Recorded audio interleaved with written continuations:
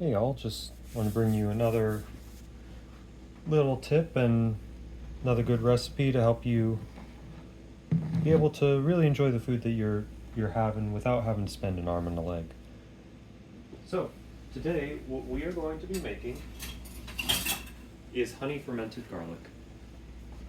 Now, I have just run out of some of my last batch. I'm going to pull our fermentation weight out. These are not necessary for honey fermented garlic. And then we're going to take the last of it and pour it in.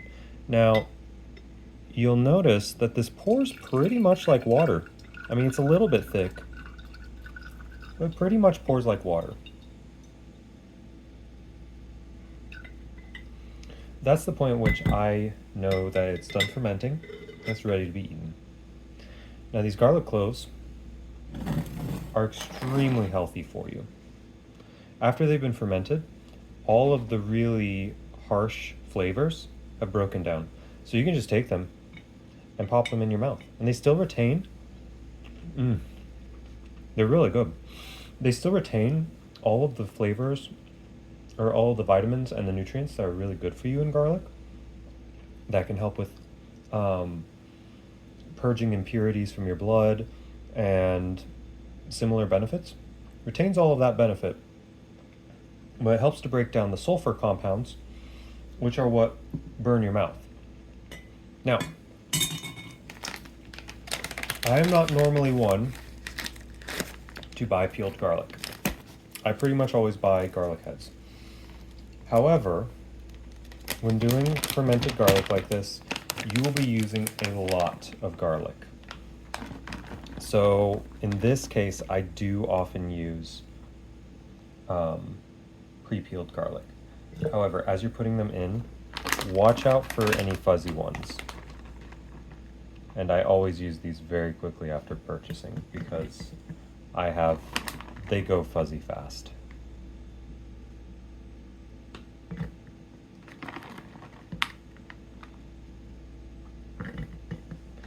Once we've gotten all of this garlic added, I think this one was freezer burnt, not rotted, but I'm still not going to put it in there. Once we have all of this in, we're going to fill this about, we don't want to go over the 3/4 mark. It's looking like, so this was basically, oh shoot. That one doesn't smell right. So we're not going to use that bag of garlic, unfortunately. So we're going to do a small batch right now.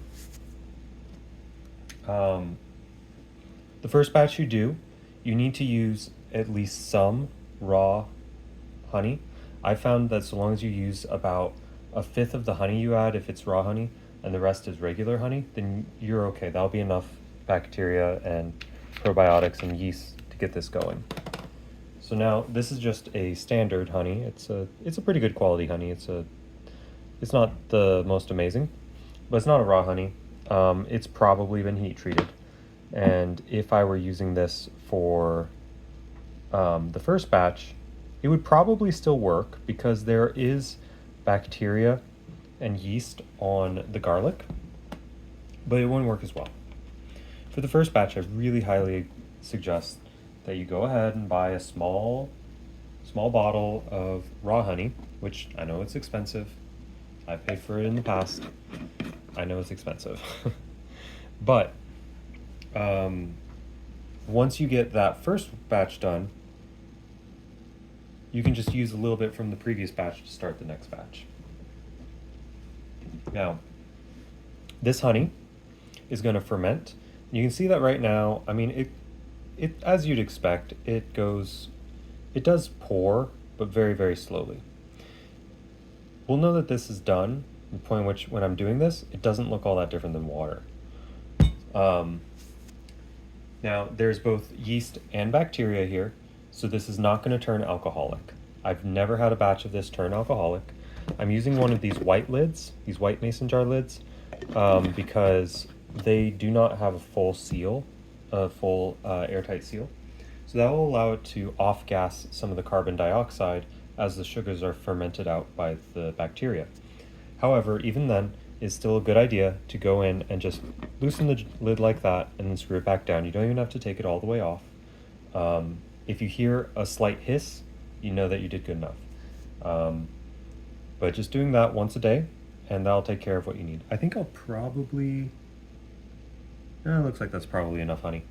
But now we just need to let this sit, and it'll sit for, about 2 to 3 weeks. It might take a little bit longer in winter. Here it's in spring, or we're getting to the end of the winter, early spring for Missouri, so it's not horribly cold in the kitchen.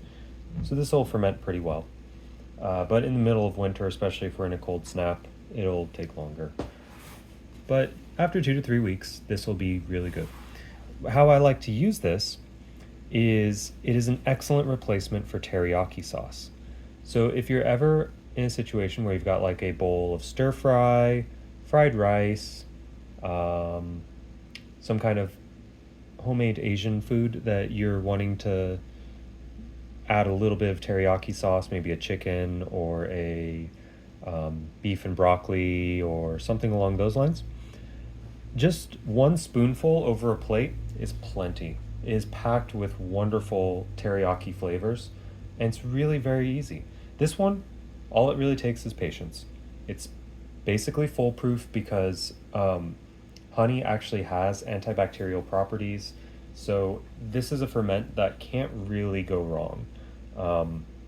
Only the beneficial bacteria can really digest and thrive in this environment.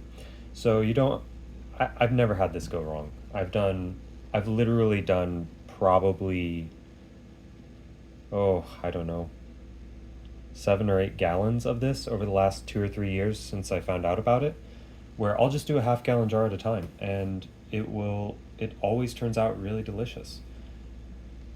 So this is a good way for you to work some probiotics into your life, add an amazing flavor to your food, while also keeping a fairly healthy lifestyle.